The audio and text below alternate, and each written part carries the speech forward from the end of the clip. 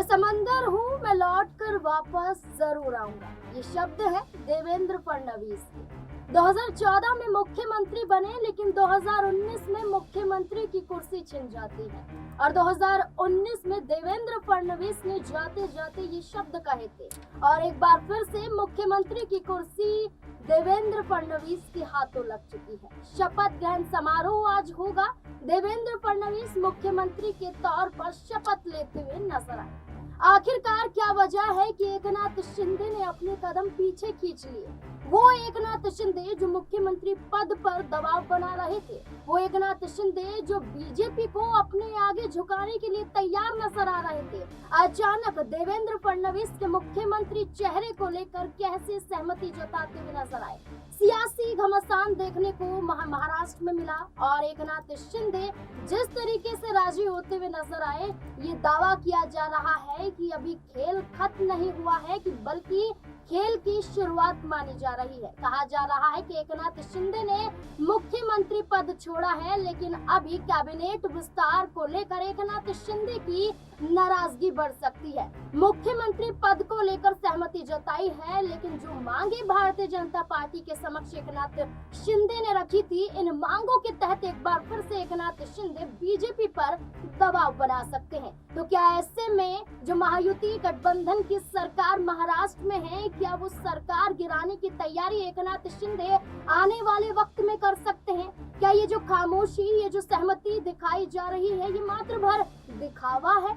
क्या कुछ नजर आता है? तमाम सवाल बनते हैं। मेरे साथ मेरे वरिष्ठ सहयोगी अमन सर मौजूद हैं।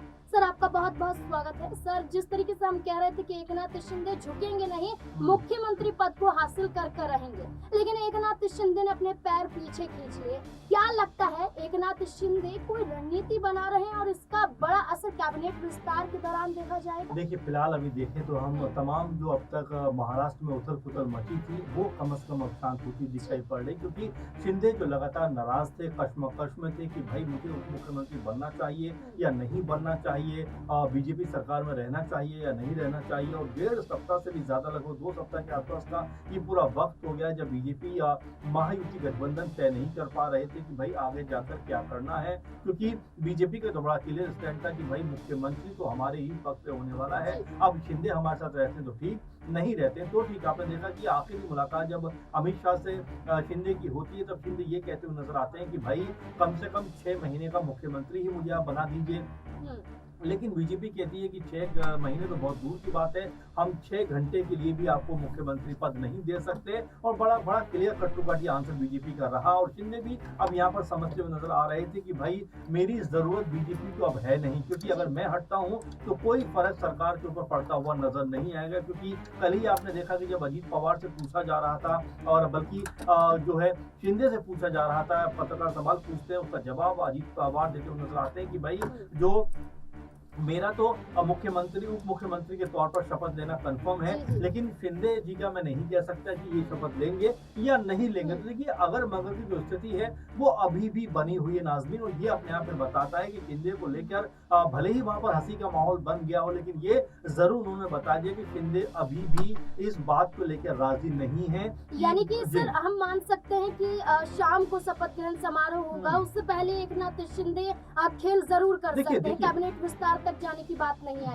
बिल्कुल मैं यही कह रहा हूँ आपसे कि अगर शिंदे के हाथ में होता है चीजें, तो वास्तव में यहाँ बड़ा खेल करते हुए नजर आते हैं। लेकिन नाज़मीन अब वो अपनी ही मान में कहीं ना कहीं घिरे हुए दिखाई पड़ते हैं। आगे कुआ पीछे खाई वाली उनकी स्थिति नजर आती है। नाज़मीन, आप देखिए जरा कि अगर वो उद्धव गुट की तरफ वापस लौटते हैं तब उनकी फिर होना तय है। अगर बीजेपी के साथ चल रहे हैं तो कहीं ना कहीं दबाव में रहेंगे। तो ऐसे में उनको ये लगा कि भाई सत्ता के साथ ही रहा जाए तो बेहतर है, क्योंकि उनको यहाँ उप मुख्यमंत्री का पद भी मिल रहा है, साथ में उनके कई लोग जो है वो मंत्री बनते हुए नजर आ रहे हैं। और ऐसे में जबकि बीजेपी को उनकी कोई बहुत खास जरूरत नहीं है। आप देखिए 132-133 सीटें बीजेपी के पास है। वहीं अजीत पवार ने तो पहले कह दिया कि भाई मैं कंफर्म कल शपथ ले रहा हूं, यानी कि अजीत पवार के मन में कोई डाउट नहीं है इस बात को लेकर कि भाई मेरे पास कोई विकल्प नहीं है, इसलिए मैं बीजेपी के साथ मजबूती से खड़ा हुआ हूं। और दोनों को मिला दिया जाए नाज़मीन, तो ये तकरीबन आंकड़ा लगभग 174-75 सीटों का होता है, जो बहुमत से बहुत ज्यादा है। ऐसे में शिंदे को लग रहा है कि भाई बेहतरी इसी में है, समझदारी इसी में है कि फिलहाल हमारे पक्ष में माहौल है नहीं, तो चलिए बीजेपी के साथ चलते हैं।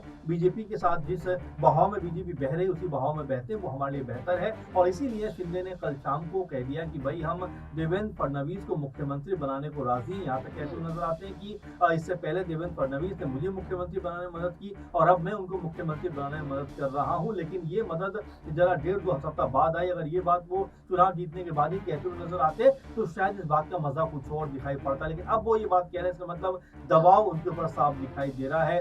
दबाव उनके ऊपर इस तरह का बना हुआ है कि वो मजबूरी में इस तरह की बातें कहते हुए नजर आ रहे हैं। आपने देखा श्रीकांत शिंदे जो ये बात कहते हुए नजर आए कि भाई मैं उप मुख्यमंत्री नहीं बनूंगा, यानी कि उनके बेटे को लेकर भी ये कयास लग रहे थे कि मेरे बेटे मुख्यमंत्री बन सकते हैं, लेकिन नाज़मीन वो भी इनकार करते हुए नजर आए थे। तो ऐसे में शिंदे का तो उप मुख्यमंत्री का बनना होना ही नहीं था, क्योंकि शिंदे लगातार ये बात कह रहे थे कि भाई लोग मुझे मुख्यमंत्री के तौर पर देखना चाहते हैं, इसलिए मुझे आप मुख्यमंत्री ही बनाइए। तो ऐसे में नाज़मीन बड़े सवाल उभर कर सामने आ रहे थे। लगातार कशमकश का दौर जारी था, लगातार जो महाराष्ट्र राजनीति में उथल पुथल मची हुई थी उस पर कम से कम ब्रेक लगता हुआ नजर आ रहा है। और ये मानकर चलिए काम होते होते यहाँ पर देवेंद्र फडणवीस एक बार फिर मुख्यमंत्री बनते हुए नजर आएंगे, अजीत पवार मुख्यमंत्री बनते हुए नजर आएंगे। लेकिन आपने जो कहा कि क्या शिंदे को लेकर संशय अभी भी है, तो जैसा अजीत पवार ने खुद कहा अभी भी कह सकते हैं कि पिक्चर पूरी क्लियर नहीं है, लेकिन ये आप मानकर चलिए कि शिंदे बीजेपी के साथ में खड़े हुए नजर आएंगे। बिल्कुल मजबूरी है एकनाथ शिंदे की, बीजेपी के साथ हैं, लेकिन प्रेस कॉन्फ्रेंस करते हैं उस दौरान भी कहते हैं कि शाम तक इंतजार कीजिए। जब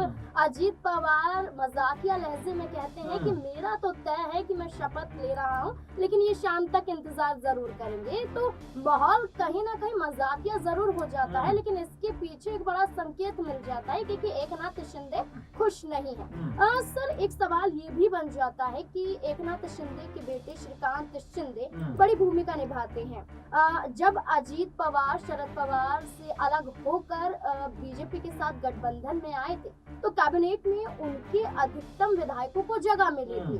तब श्रीकांत शिंदे ने ये कहा था कि बीजेपी में रहकर उनके साथ जुड़कर हमारा अपमान हो रहा है, हमारे पिता का अपमान हो रहा है, सभी विधायकों का अपमान हो रहा है और अजीत पवार को सम्मान मिल रहा है। एक बार फिर से वही नौबत आती हुई नजर आ रही। क्या लगता है कि क्या कोई बड़ा मंत्रालय एकनाथ शिंदे के हाथ लग पाएगा या फिर नहीं? देखिए पहली बात तो ये निकल के सामने आया कि नाज़रीन की उनको गृह मंत्रालय की डिमांड थी, वो शायद उनको मिल सकता है, इसके अलावा कुछ और मंत्रालय मिल सकते हैं। लेकिन देखिए सबसे बड़ी लड़ाई तो मुख्यमंत्री पद को लेकर थी। मंत्रालय तो मिल ही जाएंगे, बीजेपी कहीं ना कहीं जो आपस में बैठ के वो तब तय हो जाएगा, लेकिन महत्वपूर्ण बात थी मुख्यमंत्री बनना। एकनाथ शिंदे लगातार इस बात पर अड़े हुए थे कि भाई मैं मौजूदा मुख्यमंत्री हूँ, मेरे नाम पर चुनाव लड़ा गया है, लाडली बहन योजना हो या तमाम ऐसे मुद्दे हो, क्योंकि एकनाथ शिंदे ने ये बात साफ तौर पर कही थी कि मैं लाडला भाई बन गया हूँ। और ये बात सुनकर मुझे बहुत खुशी होती है कि मुख्यमंत्री से ज्यादा वैल्यू इस समय मेरी महाराष्ट्र के अंदर मौजूद है, क्योंकि यहाँ पर लोग मुझे लाडला भाई कहते हुए नजर आते हैं। तो ये जो तमाम सारी बातें थी वो एकनाथ शिंदे कहते हुए दिखाई पड़ रहे थे, लेकिन उसके बावजूद भी